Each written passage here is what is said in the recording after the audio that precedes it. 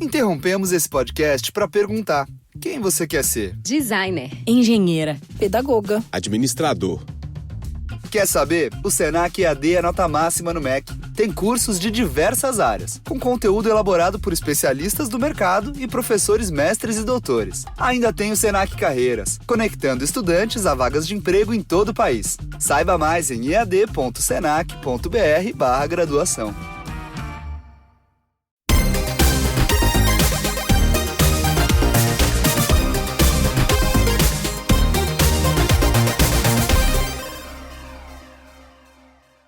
Hello, fellow gamers! Welcome to the Video Gamers Podcast.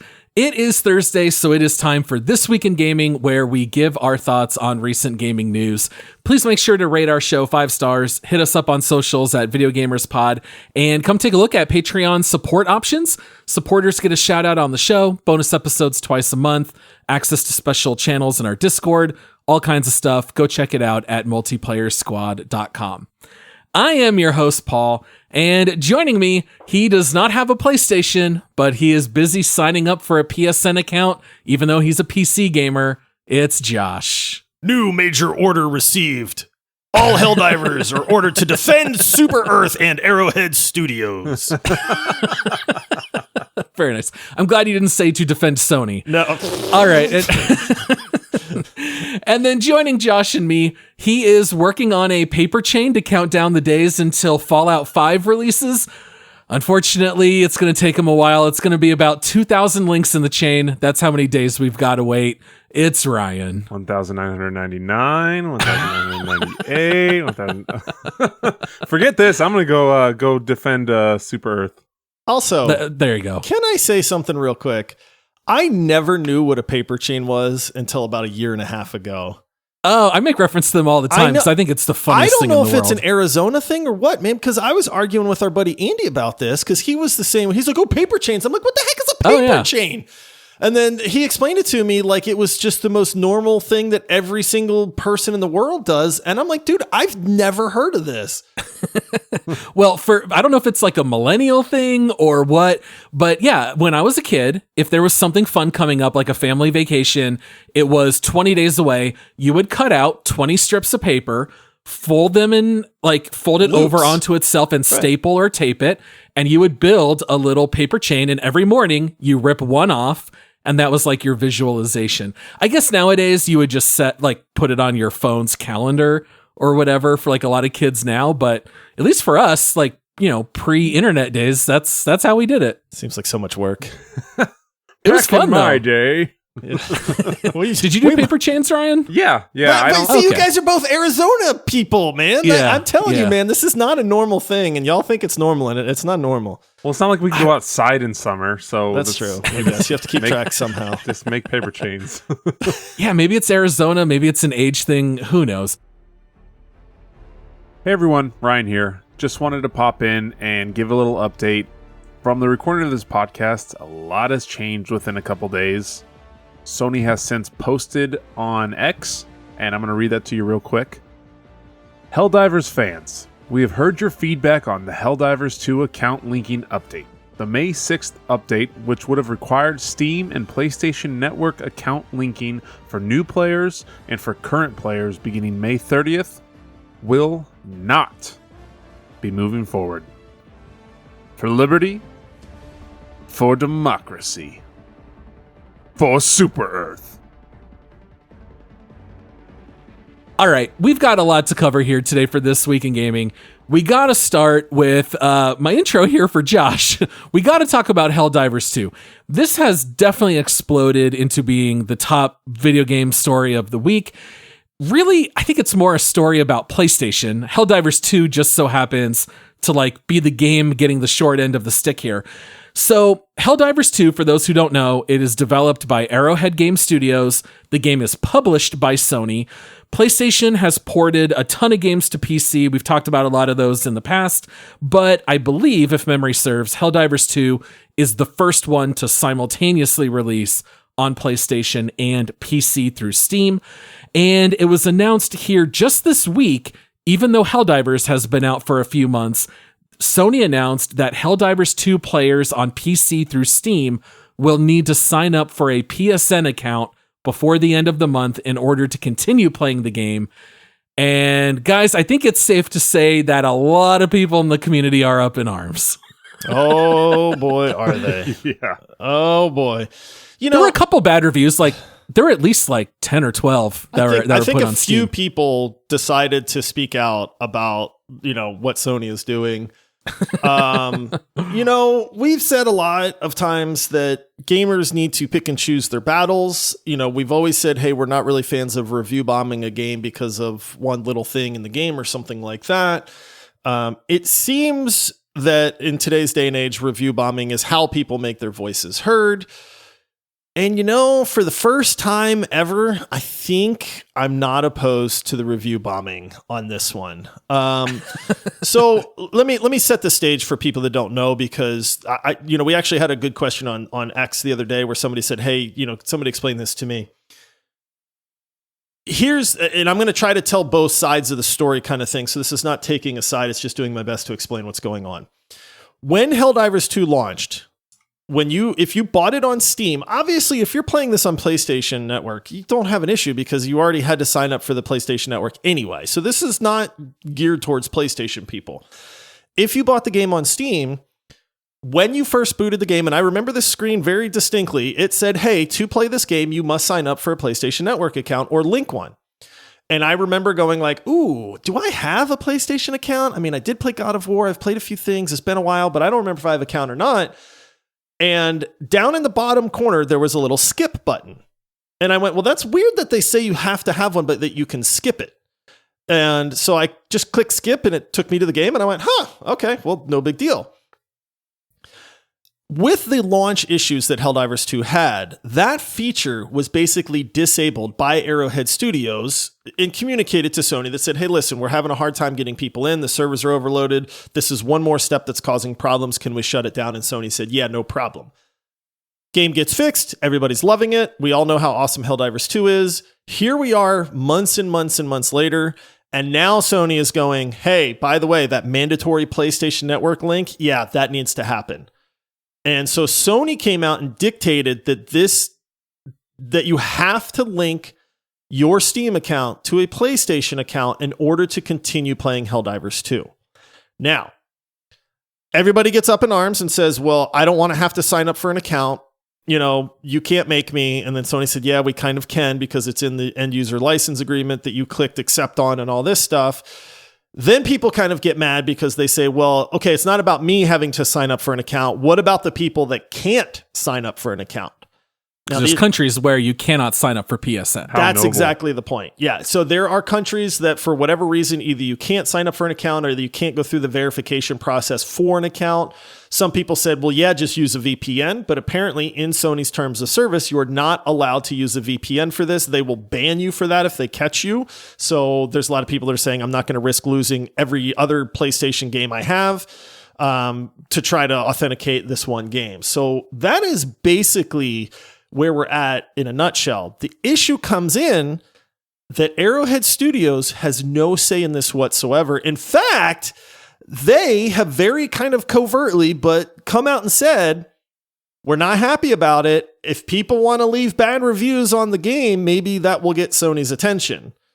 And so the actual game dev is the one that is hinting, saying, hey, speak out, review bomb the crap out of this game, man. Like that will actually help our case in this regard, which I don't know that I've ever heard of before. Yeah, right. But yeah, that's basically where we're at with it. Is Sony is strong arming Arrowhead Studios and saying, listen, you don't get a say in this. We're the publisher. You're the developer. You sign an agreement. We own the IP. You have to do what we say. And Arrowhead's kind of going, everybody hates you, which everybody does at this point. So that's it in a nutshell is what's going on. So what do you guys think?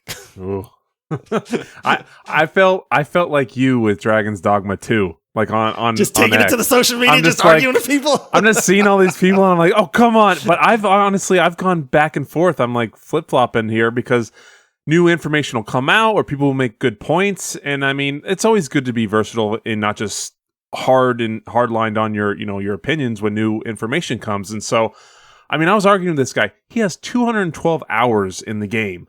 And then he's just whining and complaining, this is absolutely ridiculous. I'll never sign up for Sony. And I'm like, man, he's asking for a refund. I'm like, you got 212 hours of fun.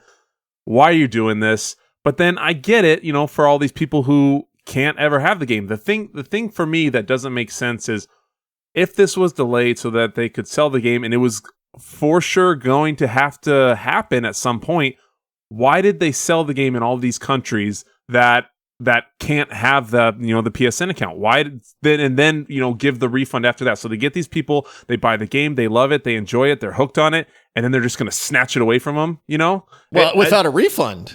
Mind you, Sony's not refunding people that can't play the game. Sony's basically and I'm really glad you brought this up, Ryan, because this is a huge point that people are making, is that what about all the people in the world that bought the game that cannot sign up for a PlayStation Network account? What happens to them? Gotcha. And PlayStation, Sony has not come out and said, our bad, we shouldn't have sold it in these countries, we're going to refund everybody. They haven't said that at all. So the thinking as of this recording is that if you're one of those people that owns Helldivers 2 and lives in the country that cannot sign up for a PlayStation Network account, you're SOL. Too bad. You're too bad, so sad. Your game is no longer playable that you bought and paid for and have been playing for the last few months. So rightfully so, there's a lot of outrage as to your point directly. Well, and don't forget, Sony does not have a very good history with protecting user data. No. Yeah. And that's a huge part of this too. Because yes, on the one hand, you can say, well, what do you care? It's going to take you 45 seconds, just sign up for the account. But it goes a little deeper than that. I mean, Sony has lost data many times over the last 10 years. And I took a look because I have a PlayStation. I already have a PSN account. It's no skin off my back. I don't really care. But I did go to see what do you need minimum to sign up. And it does require your date of birth, your name, your address, your email, and a password. And guess what? If all that gets stolen, that's kind of easy to start accessing your other data. And it can be a very quick avalanche. I get why people are upset. It's one of those things where if it was required from the get-go, I think it would have gone under the radar. People wouldn't have cared, right? I mean, if you play an Xbox game like Sea of Thieves, you need an Xbox account, even if you buy it through Steam. If you buy an EA game or an Ubisoft game through Steam, you have to link it to those accounts. It's the fact that they changed it later and that they have left a lot of these gamers out to dry. I think I read that it's like 90 countries where if you bought it, you can't sign up for a PSN account. So this is just like, as time goes on, we're just seeing more issues like this pop up where you don't actually own the games, and just because you live in this country, now you're going to lose access to it. This is the stuff that really angers gamers.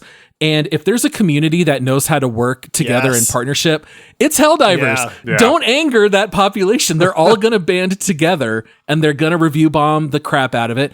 I mean, I just checked again. I mean, Helldivers 2 is arguably the best game this year. Yep. It's at a 46% rating.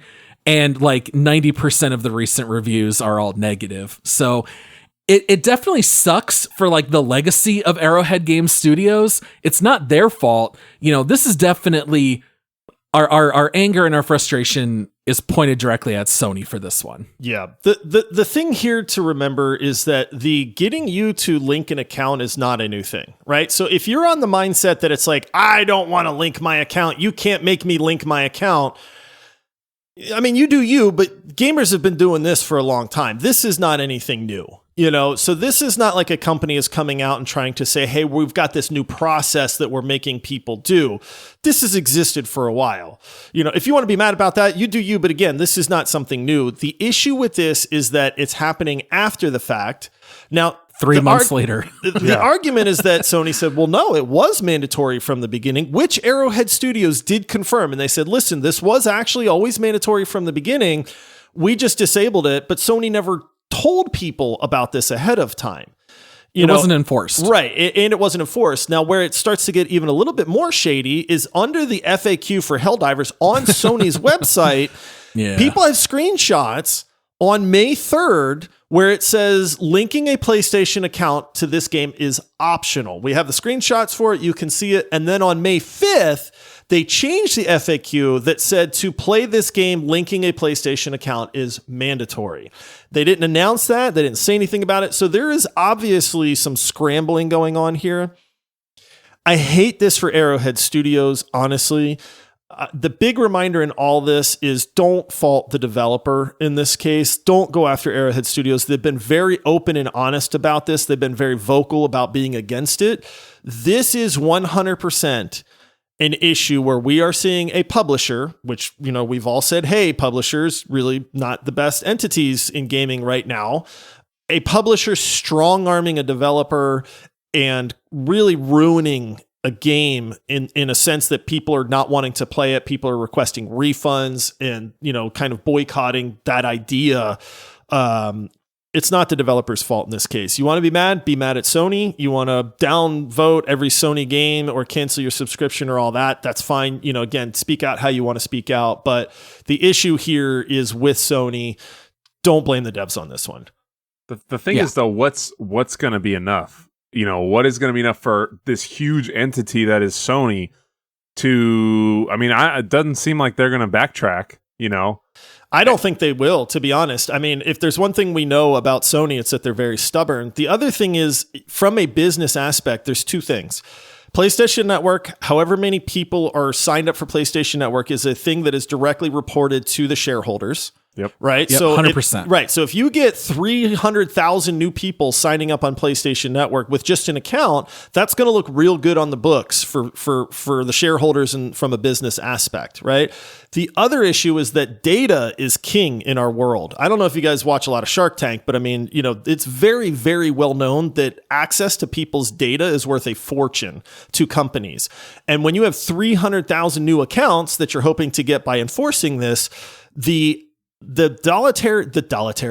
dollar amount that data is worth is a lot. So Sony is looking at this going, we don't care what you guys think. Like, this is worth it to us. We don't care about the bad press. We don't care about Arrowhead Studios. We just want your data, and we want to be able to take how big the PlayStation Network is to our shareholders, and we call that a win.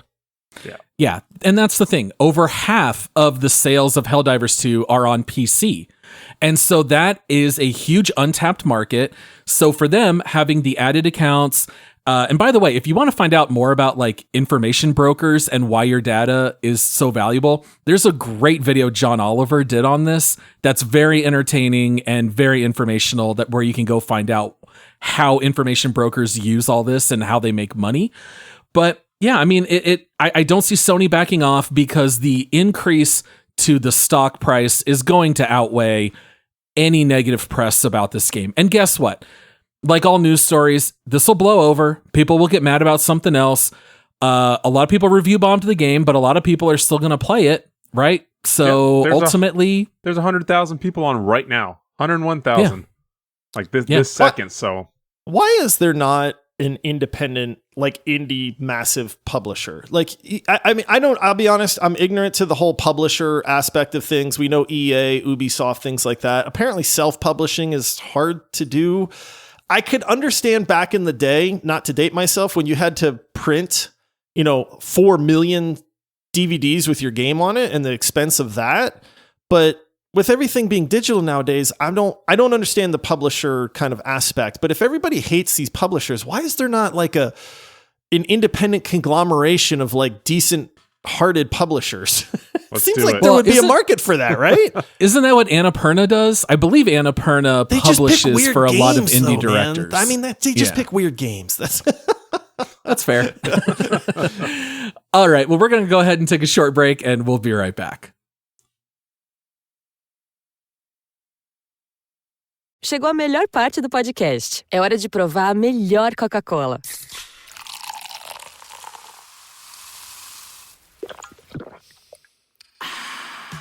A Coca-Cola sem açúcar. O sabor irresistível da Coca-Cola, sem açúcar e igualmente refrescante. Coca-Cola sem açúcar. A melhor escolha.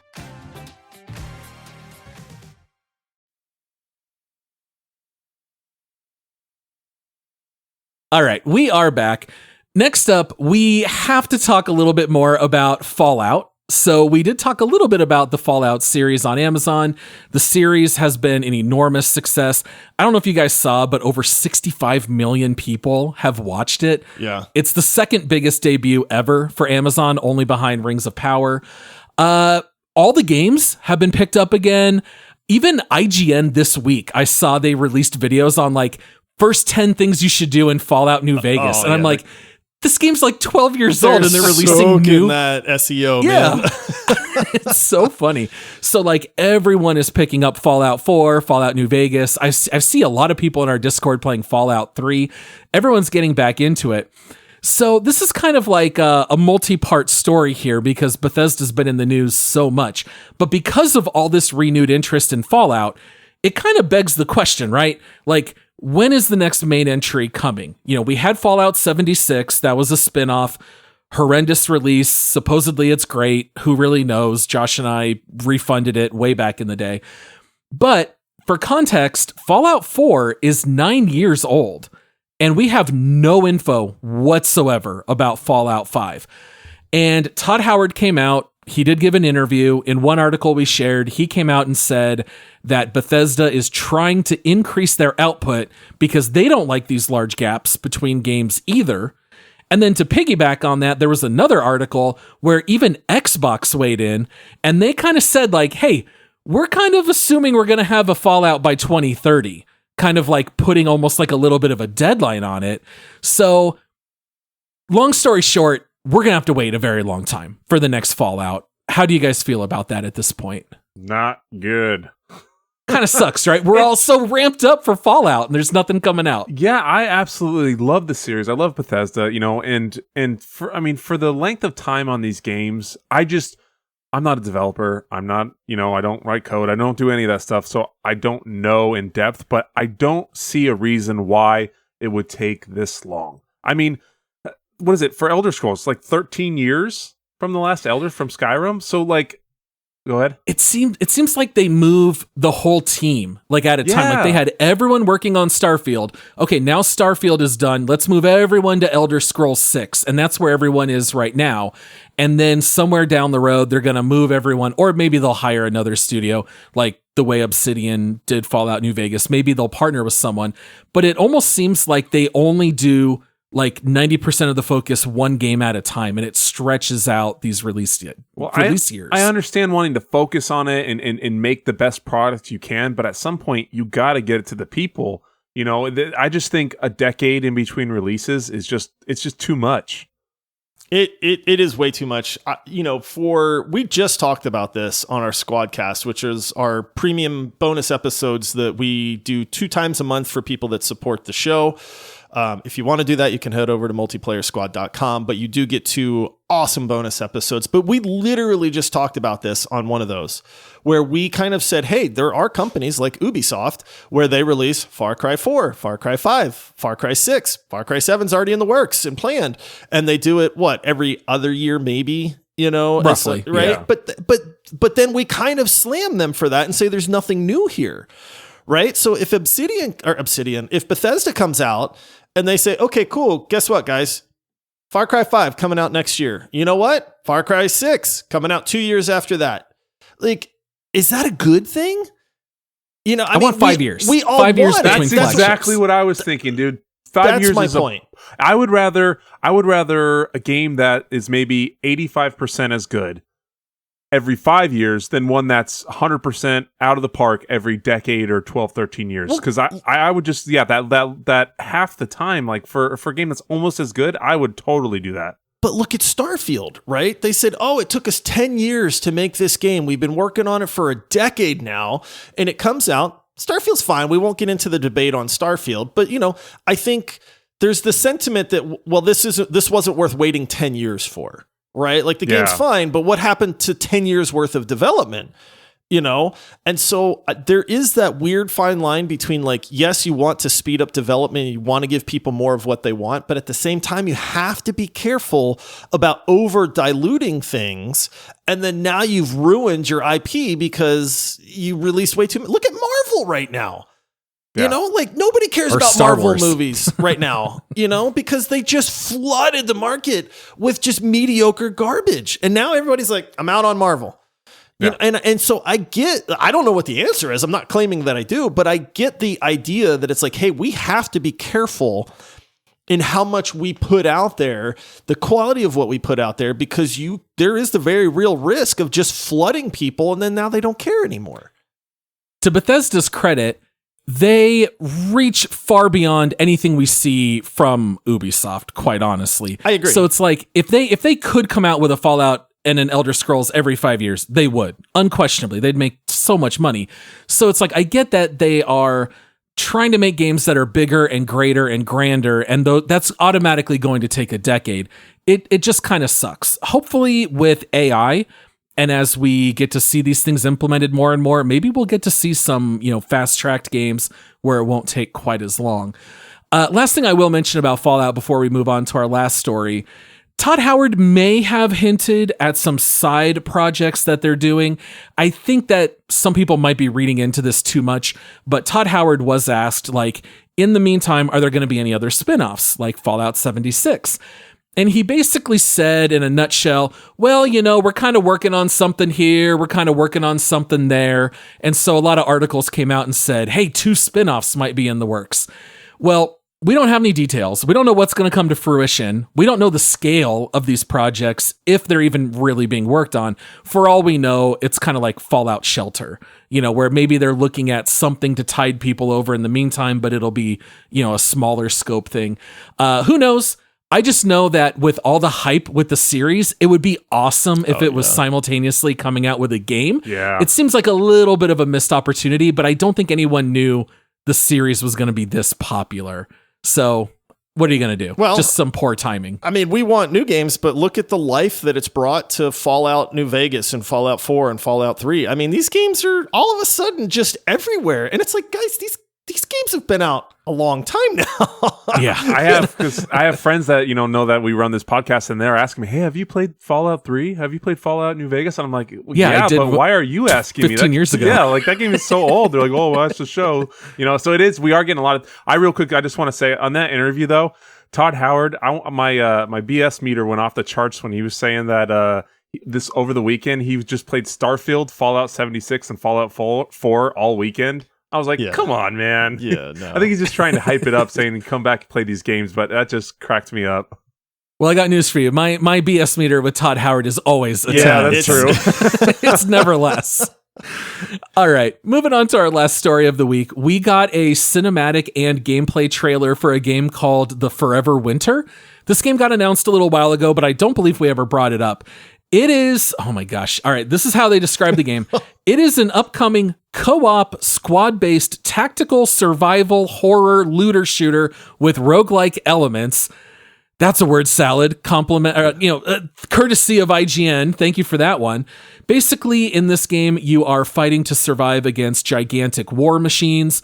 The reason why they say it has roguelike elements is that you do multiple playthroughs. You fight against bigger and badder enemies as you get better gear, but you'll never actually win the war. You're just simply trying to fight to survive as long as possible until you lose. This is a pretty gnarly trailer, guys. I was kind of curious to hear what stuck out to you after watching it. I am really starting to dig this trend of these weird games that are coming out. What's the I'm having a brain fart, Paul. You played the beta with the guys with the lamps for heads, and what was that game? The Beyond Human or something like that? Or, what was that game called? That wasn't even that long ago. It's an MMO. I can't think of remember. Just Human something. I don't know, man. Anyway. Super weird. Yeah. And it's like you look at this game and there's school buses with legs crawling around and all this weird imagery and stuff. And I'm here for it, man. I'm digging that. So Forever Winter follows that vein like 100%. Like this game just looks weird. I will say that I like the fact that they mixed their cinematic trailer with some gameplay to it. I have to dig on the trailer for a second because it wouldn't be me if I didn't. Why does the gameplay in this trailer run at 15 frames a second? It's a trailer, man. There's serious performance issues. Okay, I'm not the only one, right? No, not at all. Everyone was saying that. I was getting aggravated watching the trailer going, why is this running at 15 frames a second, man? Like, do what everybody else does and fake your trailer and make it look even better than the game. These guys were like, nah, man. We're going to run it straight up. Yeah, I think I was watching the stuff and looking into comments and everything. That's what everybody else was saying. The same thing. They're like, wait, this is pre-alpha, guys. Just relax. It's okay. We got time. They'll optimize it. It'll run clean. But because games always look better at release than in the trailers. Right. Yeah, we've learned that lesson too. But no, I'm here for this, man. Anytime you give me this crazy world to go run around in, especially with my friends. I like the PvEVP nature of it. I like the exploration. I like the crafting. I mean, there's a lot to see in this trailer that really draws me in.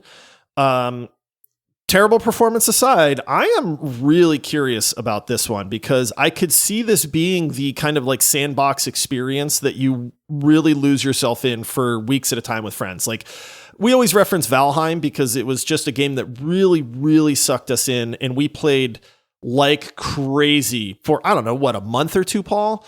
We basically beat everything you can do in Valheim, and we loved every second of it. And honestly, I would love to have something like that again. I don't know that this is going to be it, but anytime I kind of see a glimpse of something that might be like that, it really resonates with me. And so this game it looks really neat. I mean, it's well worth checking out the trailer, maybe wish listing or something along those lines so it doesn't just get forgotten about. But I think it looks really cool, man. Yeah. To me, this looks so much more like Helldivers than anything else. Like, that's like one of the jokes I did see some people say it's like Helldivers in actual hell. Yeah. And it's kind of interesting because the whole premise here is that you're dropping in these runs, but you're in the middle of a war of two PvE factions that are fighting against each other, and you're kind of like stuck in the middle of this. And so I was reading some other articles, and they were saying that more than anything, not just running in guns blazing, but stopping, scouting, doing threat assessment is like paramount to the gameplay here. And that to me sounded very cool. I like the idea of just having to slow down, actually strategize as a team and move in together. They even specifically said you might actually be able to grab a squad over here on the right, kite them over to the other faction that's on the left, and they'll start fighting each other, and you can slip away in the middle of the battle. Oh, that's cool. All that stuff to me sounds awesome. Honestly, the performance issues I think are a real red flag here. Yeah, I know. Every trailer we see looks amazing, and it's like, we'll definitely check this out. And 7 times out of 10, it ends up being garbage. I'm not holding my breath for this one, but it does sound like they have some great ideas. So I'm not writing it off, but I'm also not expecting it to be great. Yeah. Hopefully, fingers crossed that they figure that out, because it does. There's something to be said for, why do we play games? For fun. It's because we enjoy them and we have a good time. And when we have one like that, where us or people in our Discord, if you're not on Discord, sign up, get over there. It's great. But are all planning to play together. When you are finishing your day and you're just thinking about how can we all get on together to play this game and just have the laughs and have fun, like that's what's there for. And that's what this game looks like. Just kind of chaos and craziness. And even when that mech you could see like he grabbed the guy and just crushed him and then like threw him against the wall. Like I was like, oh, all right, heck yeah, again, and all the comments were great when we were reading, where some people were like, this is where sometimes you choose like a bullet over, death from one of the other enemies and stuff. So I hope they can kind of clean it up and make it perform better. But this looks great. So I'm definitely going to have to wish list it and keep my eyes, out for when it releases.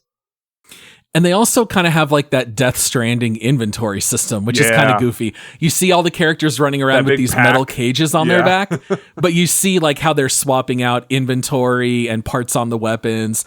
We'll definitely keep our eye on it for sure. It sounds like a neat idea. If it's like a harder, more strategic Helldivers, I could see something like that really taking off. Yeah, sure. I could too. Like I said, any kind of adventure with friends that you can really get into that world and join up together and have those fun adventures together. Games where it lets you kind of tell your own story through the gameplay always, at least for me, really resonate with me. So this is another one that kind of came out of nowhere. We do not have a release date even announced or projected at this point. But this is another one. Remember we talked about Jump Ship and how excited we were for that? I'm not saying I'm nearly as excited for this one, but it's another one that's like going on my wish list so I don't forget about and I want to make sure I check back in on from time to time. Especially if it's streamable. Like if it lends to that where people can get on Twitch, and then it just blows up, kind of like, Helldivers or Pal World or any of those. Yeah, or maybe even PAX Day down the road. Yeah. I mean, who knows? There's a lot of stuff we're keeping our eye on. All right, well, that wraps up everything here for This Week in Gaming. As a reminder, please swing by our Patreon support page at multiplayersquad.com if you want to support what we do here. You can also leave us a 5-star rating in Spotify and Apple Podcasts, and make sure to toss us a follow at Video Gamers Pod. Thank you so much to everyone out there for listening and subscribing. Until next time, happy gaming. All right, see you, everybody. See ya. You sucker! I had to think. I was like, "Wait, how does Ryan I sign knew that was off every gonna time?" freeze him. And then I knew. Bye, everybody. Oh man, I don't even know what to do now. Bye.